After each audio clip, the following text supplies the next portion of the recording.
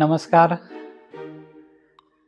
મિત્રો, આજે આપણે વિડીયો બનાવવા જઈ રહ્યા છીએ એ છે એક લોન વિશે, જે આપણી ભારતીય બેન્કિંગ અર્થવ્યવસ્થામાં જે લોન જેનો આપણે ભરપૂર માત્રામાં ઉપયોગ કરીએ છીએ એના વિશે એક અગત્યનો માહિતી હું તમને આપવા જઈ રહ્યો છું. પહેલાં તો આપણે જાણીએ કે લોન કયા કયા પ્રકારની હોય. એક તો હોય લાંબા ગાળાની લોન, જેને આપણે ટર્મ લોન કહીએ. બીજી હોય ટૂંકા ગાળાની લોન, જેને આપણે ડિમાન્ડ લોન કહીએ. અને એક હોય વર્કિંગ કેપિટલ લોન, જે આપણે ક્રેડિટ કાર્ડ કહી શકીએ, સીસી કહી શકીએ, ઓડી કહી શકીએ, જે આપણી બિઝનેસની જરૂરિયાત પૂરી કરે. તો આપણે વારાફરતી બધી લોન વિશે ટૂંકમાં આપણે જાણકારી મેળવીએ. સૌથી પહેલાં આપણે વાત કરીએ પર્સનલ લોન. પર્સનલ લોન થોડી મોંઘી હોય છે. જનરલી એમાં વ્યાજ દર તમને 12 થી 18% હોય છે. તો આ વ્યાજ દર લગભગ વધારે કહેવાય. તો આથી થોડું એ જ કહેવા માંગીશ કે જરૂર હોય ત્યાં સુધી અવોઇડ કરવાનું, પર્સનલ લોન ના લેવાની. એની જગ્યાએ તમે બીજા ઓપ્શનમાં પણ જઈ શકો છો. પર્સનલ લોનનો ઉપયોગ કોઈ પણ આપણા પર્સનલ ઉપયોગ માટે આપણે લઈ શકીએ. ફરવા માટે પણ લઈ શકીએ, ઘરે કોઈ મેરેજ ફંક્શન બીજું કંઈ હોય તો એના માટે પણ લઈ શકીએ છીએ. પણ લોન થોડી મોંઘી પડે છે, જેથી આ લોન બને ત્યાં સુધી ના લેવી જોઈએ. એના પછી આપણે વાત કરીએ તો કોઈ પણ વાહન ખરીદવા માટે આપણે વ્હીકલ લોન લઈએ છીએ. જેમ કે 2 વ્હીલર લોન લઈએ, 4 વ્હીલર લોન લઈએ, બીજી કોઈ પણ લોન લઈએ. તો આ લોનમાં પણ વ્યાજ દર તમને લગભગ 9%ની આજુબાજુ હોય છે. 8%થી સામાન્ય લઈને 9% સુધી. તો વ્હીકલ લોન છે એ લેવી મારા હિસાબે એટલી ખાસ અગત્યની પણ નથી. એનું કારણ સિમ્પલ છે કે જો તમે 8 થી 10 લાખની લોન લો છો તો લગભગ બધી બેંક આજકાલ 7 વર્ષ માટે તમને લોન આપે છે. તો 7 વર્ષ માટે તમે જો 9% પ્રમાણે વ્યાજ ગણશો તો તમને લગભગ 2.5 થી 3 લાખ સુધીનું વ્યાજ લાગશે. બીજા નંબરમાં જો તમારી 10 લાખની ગાડી હશે તો 7 વર્ષ પછી તમે વેચવા જશો તો જનરલી તમને 3 થી 4 લાખ કે 5 લાખ રૂપિયા મળશે. તો બંને સાઈડથી તમને ડેપ્રિસિએશન પણ છે અને વ્યાજનો પણ માર છે. તો હા, વ્હીકલ લોન તમારે જો લેવી હોય તો શક્ય એટલું તમારે ડાઉન પેમેન્ટ વધારે ભરવાનું. એવું નહીં કે ભાઈ બેંક જેટલી લોન આપે છે એટલી લઈ લો.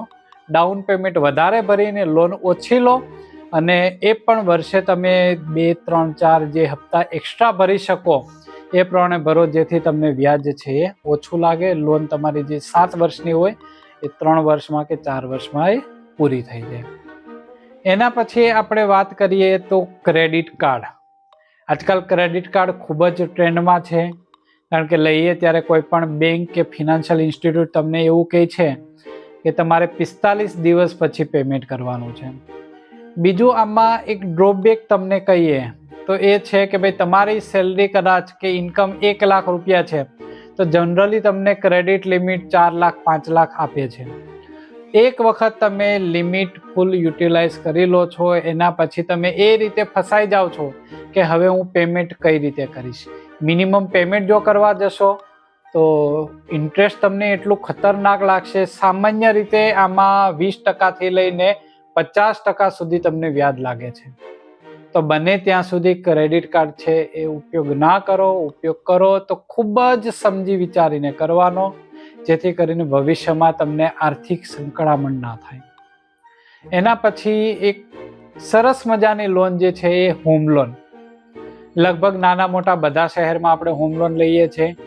હોમ લોનમાં પણ વ્યાજ દર તમને લગભગ 7%થી લઈને 9% સુધી હોય છે.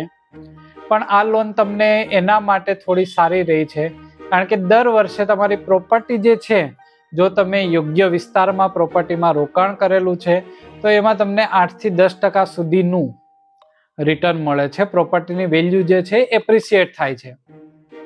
તો જે તમે વ્યાજ ભરો છો એની સામે તમને એટલું એડજસ્ટ થઈ જાય છે.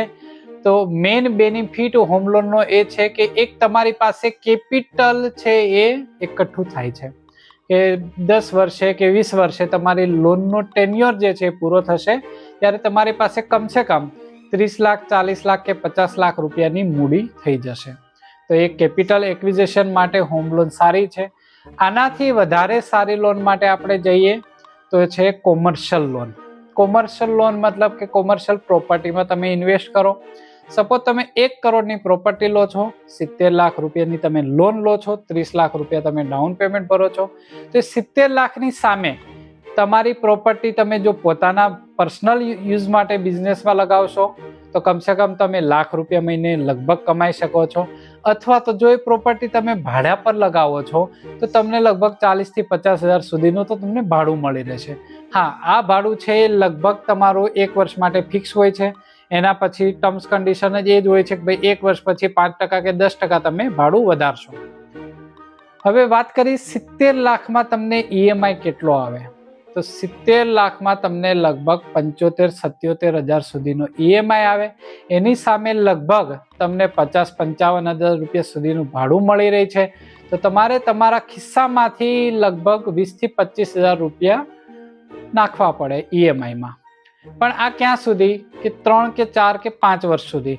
એના પછી તમારું ભાડું છે એ એટલી હદ સુધી વધશે કે તમારું EMI જે છે એને ઇક્વલ થઈ જશે. તો પછી તમારે ભાડું ભરવાનું નથી અને સામું તમારું એક કેપિટલ ઊભું થાય છે. પ્લસ કોમર્શિયલ પ્રોપર્ટી હશે તો એ હાઉસિંગ પ્રોપર્ટી કરતાં પણ સારું એવું એપ્રિસિએશન આપશે. તો કોમર્શિયલ પ્રોપર્ટીમાં ઇન્વેસ્ટમેન્ટ કરવું એ ખૂબ જ સારું છે. આના સિવાય હજુ બીજી લોનની આપણે વાત કરીએ તો એક આપણે ફિક્સ ડિપોઝિટ આપણી જે હોય બેંકમાં એના ઉપર આપણે લોન લઈએ તો એના પર બેંક સામાન્ય રીતે 85-90% સુધી લોન આપે છે. વ્યાજ દર આમાં લગભગ સૌથી ઓછું હોય છે કારણ કે જે ફિક્સ ડિપોઝિટમાં તમને વ્યાજ મળતું હોય એના ઉપર તમારે 1% જેટલું વ્યાજ ભરવાનું હોય છે. એટલે તમારી જે ફિક્સ ડિપોઝિટ છે એ તમારી એમ જ રહેશે અને એની સામે તમને લોન મળશે જે તમારી આકસ્મિક જરૂરિયાત હોય એ તમે સંતોષી શકો. પ્લસ એની સામે તમે થોડા રૂપિયા ભરતા જશો તો એ લોન તમારી પૂરી થઈ જશે અને તમારું કેપિટલ જે છે એ તમારા હાથમાં રહેશે. બીજી એક લોનની વાત કરીએ તો એ ગોલ્ડ, તમારું જે જ્વેલરી છે એની સામે લોન. એક સમય એવો હતો કે ગોલ્ડની સામે લોન લેનારા લોકો ઓછા હતા કારણ કે ગોલ્ડની જે કિંમત હતી એમાં વાર્ષિક વધારો એટલો નહોતો. પણ હાલનો જે ઇન્ફ્લેશન ગોલ્ડમાં જોઈએ તો લગભગ તમને એન્યુઅલી 20%, 25%, 30% સુધી એપ્રિસિએશન આપે છે. અને જો તમે બેંકમાં લોન લેવા જાઓ છો તો એના ઉપર જનરલી તમને 8% થી 9%ની વચ્ચે લોન મળી રહી છે. તો આ લોન પણ ખૂબ જ સારી છે. તમે તમારી જરૂરિયાત પ્રમાણે આ પણ લઈ શકો છો. હવે વાત કરીએ કે હા, લોન લેવી ક્યાંથી, કારણ કે માર્કેટમાં ઘણા બધા જ સોર્સ છે જે તમને ઘરે બેઠા ડોક્યુમેન્ટ સાઇન કરાવી દેશે, ખાતામાં પૈસા નાખી દેશે. પણ કઈ જગ્યાએથી લોન લેવી? તો લોન લેવા માટે પ્રાઇવેટ બેંક છે, નેશનલાઇઝ બેંક જેને લોકો સરકારી બેંક તરીકે ઓળખે છે, ઘણી બધી NBFC છે કે જેને લોકો ફાઇનાન્સ કંપની તરીકે ઓળખે છે. તો શક્ય હોય ત્યાં સુધી NBFC તો તમે અવોઇડ જ કરો કારણ કે એમાં તમને વ્યાજ દર, જો તમે પર્સનલ લોન લો છો તો કમસે કમ 20 થી 25%, ગોલ્ડ લોન લો છો તો કમસે કમ 15 થી 25%, હાઉસિંગ લોન લો છો તો કમસે કમ 14 થી 17%. તો વ્યાજ દર એનો ખૂબ જ ઊંચો હોય છે. એની કમ્પેરિઝનમાં જો તમે પ્રાઇવેટ બેંકમાં આવો છો તો પ્રાઇવેટ બેંકમાં રેટ ઘણો ઓછો હોય છે. પ્રાઇવેટ બેંકમાં લગભગ ગોલ્ડ લોન તમને 9 થી 10%માં પડી રહેશે. હોમ લોન છે એ પણ લગભગ 9%ની આજુબાજુ પડી રહેશે.